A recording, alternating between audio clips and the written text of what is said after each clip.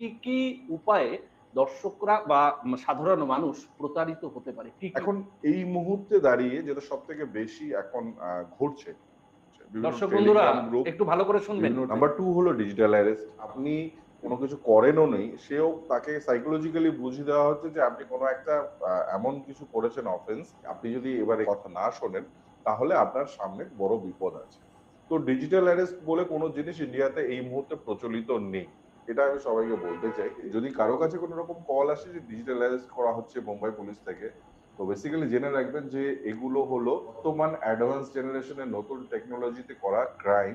এই ক্রাইম গুলোর শুরু হচ্ছে বাইরে থেকে, ফরেন কান্ট্রি থেকে, দুবাই, কম্বোডিয়া এই সমস্ত দেশ থেকে ডিজিটাল তারা সেখানে স্টুডিও তৈরি করে মুম্বাই পুলিশের পুরো সেটআপ তৈরি করে হোয়াটসঅ্যাপ বা বিভিন্ন কল করছে। তো এই ডিজিটাল অ্যারেস্ট বলে যদি কেউ আপনাকে ফোন করে, এটা কখনোই বিশ্বাস করবেন না যে ডিজিটাল অ্যারেস্ট বলে কোনো জিনিস ইন্ডিয়াতে ভ্যালিড আছে।